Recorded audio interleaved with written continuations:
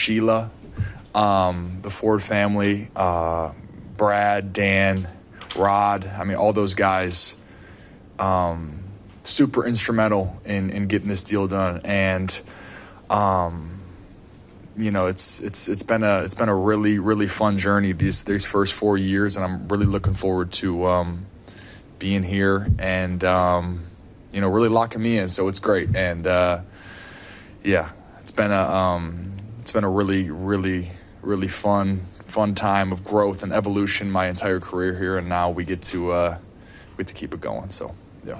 You grew up in Plymouth. You went to high school at Divine Child, and then went to the University of Michigan, and were drafted here. You're a Michigander your whole life. Was it ever a question of kind of if it was going to get signed for you, but rather just when, because you wanted to be here? You've been in this state, in this area your whole life. Yeah, we were really we really wanted to get a deal done, but as these things can get a little bit hairy the more you get into it and the longer it goes, as you see with other guys around the league. And obviously you want to avoid those situations, and we were able to get it done and move on from it. And really just super grateful, and just ready to focus everything on this season and really move on from it and put that behind me, and now really focus on what's important. You speak of the timing of it, of just getting rewarded after the bye week, and then just Brad also rewarding everybody, like all these foundational pieces. How much does that motivate you even going forward? Just that you with your teammates and y'all all are under similar time frame trying to win. Yeah, it's huge. It shows Brad's dedication to his draft class and the guy that he's brought in, the guys that he believes are those pillars of the team. And what can I say? I'm excited to play with Jared, Kirby, Panay, St. Brown. I mean, all those guys that have gotten paid. It's exciting to have them around because it's fun to play football with them on Sundays.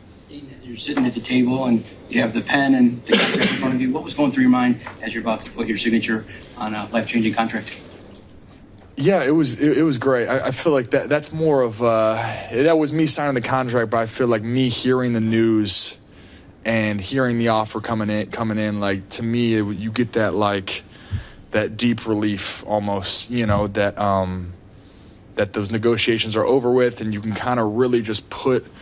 I was very uninvolved in the process, too much focus, but I think as much as uninvolved as you are, it's still something that's there, But now I feel like with that not being there, it's just really, I'm all in, When you hear like highest paid or most guarantees for non-quarterback in NFL history, and those things are temporary. It'll be beat at some point by somebody else. But right. to be that guy in the moment, like, is there do you feel special about that? Like, is there an honor to that?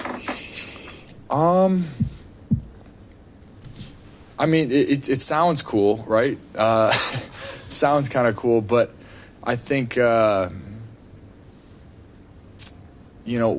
if I ask myself why I play this game and why I do what I do, the money is really a byproduct, so it's, while a lot of those numbers are fun to look at and it's cool and it's such a blessing, in order for me to keep putting one foot in front of the other and keep looking forward, I have to, I focus on my play and my evolution as a player. And because to me, when I see that fires me up more than money ever would.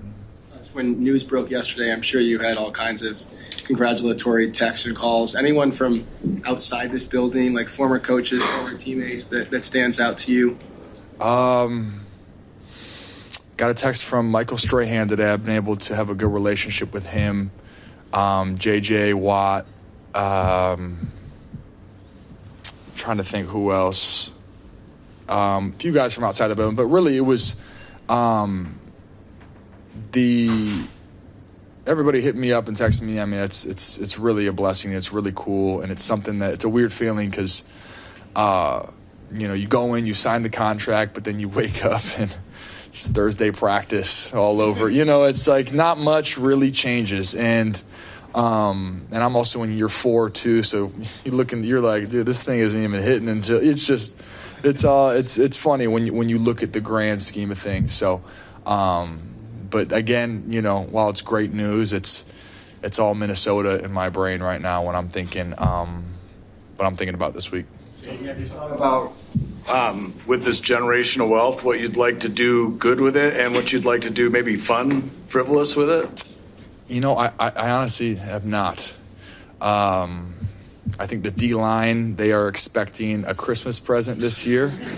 So I will have to deliver on that. I've already got some stuff in the work that I've been thinking about. With the money, philanthropically, you think, with the Hutch Hero stuff, like how can we expand that and keep growing that and stuff. And so that's where my mind goes. But ultimately, when you look at the Hutch Hero stuff, a lot of that is like GoFundMe. We are raising awareness for a lot of these kids' stories, so it's a little bit different. So I haven't really thought about it, as you can tell. I'm just still, I'm really just trying to beat Minnesota on Sunday. Kirby said you owed the whole team dinner. I don't know if that's just Kirby being Kirby. Any plans in the works? Because Kirby hosts dinner some Thursdays every couple of weeks, so I think he's ready to. I gotta figure this whole thing out. I just hit pretty quick. Aidan, in the context of your journey, the success you've had has attracted expectations for you, and I don't think anyone doubted that a big deal would be coming. But when you think about where you were this time a year ago, did you wonder if what you'd been through would maybe alter what could come for you, what you would work toward?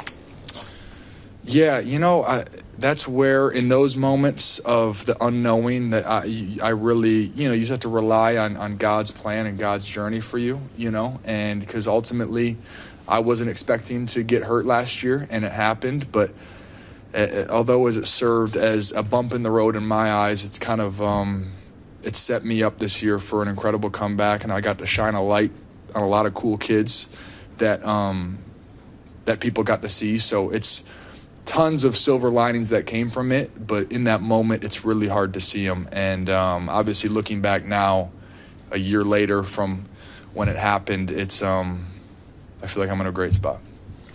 Jamison said,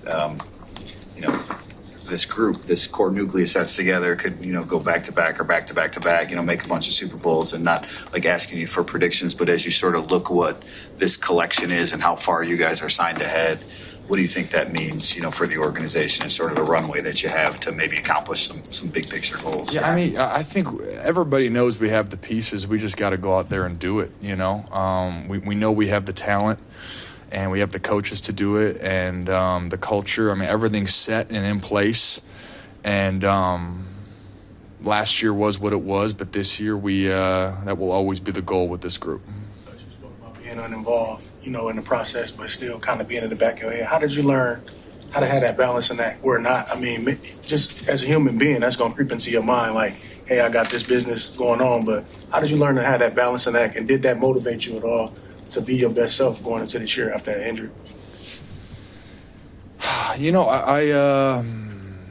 I really wasn't trying to think about it too much. I really was letting my parents handle it, and with my agent, like all the communications, and I really just kind of blocked it out until I needed to be involved, until they had to, ask me some stuff. But to me, if I go back to it, like money is not the motivator. However, it does make life easier and good, but to me, where I find my fulfillment is playing this game, evolving, shining a light on these kids before playing these games. Like all that stuff to me is where I find my fulfillment, and I understand that.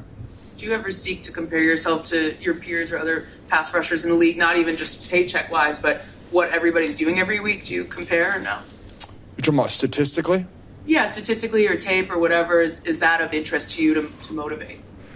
I think I stopped watching other people a couple of years ago.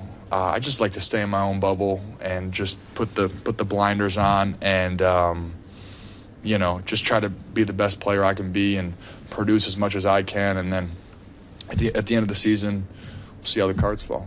You're the only defensive lineman playing more than 85% of snaps this year. I think you're over 92, actually.